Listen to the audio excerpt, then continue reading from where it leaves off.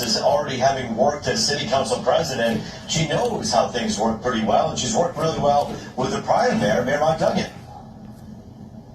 Absolutely, and I know one of the things that she's talked about interviewing her a number of times is just building on what Mike Duggan has done so well. You know, he was really good about getting out and about, mixing and mingling with everyday Detroiters, hearing their needs, and she says she wants to do the exact same thing and just build upon that.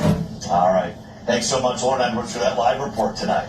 New details on a shooting outside the Rockstars bar in Garden City to tell you about tonight. Police say 2 people were shot in the parking lot around 4:15 this morning. We're told they were both taken to a nearby hospital where they remain in critical condition. The alleged shooter surrendered to police this afternoon. Police say that their investigation does continue. To get to Inkster tonight, one person is dead following a shooting on Longfellow Street last night. Multiple law enforcement agencies searching for the suspect who ran away. Now, at this point, it's unclear what led up to the shooting. People who live in the area are being asked to stay vigilant and report anything that seems to be suspicious to police. Well, a man is dead after what police think was a hit and run in Farmington Hills this morning. Around 8 a.m., someone called 911 about a man lying unconscious on the shoulder of the road at Middlebelt and Eldon Street. The man was taken to the hospital where he was pronounced dead. Police say the victim is a 68-year-old whose last known address was in Macomb County. Investigators say based on his injuries and evidence from the scene, they think he was hit by a vehicle. Investigators are now looking for that car, as well as any potential witnesses. Get Farmington Hills Police if you have any information that can help.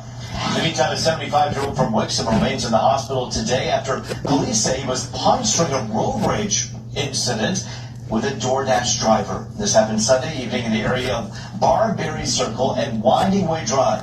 Police were dispatched after reports of a man lying unresponsive in the street.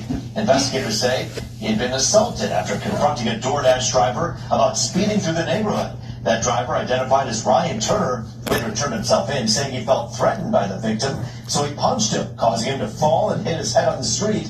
And that's when that driver apparently drove away. Turner has been charged with aggravated assault and remains at the Oakland County Jail tonight. Tense moments in Waterford after a 71-year-old went through the ice while riding a snowmobile on New Year's Eve.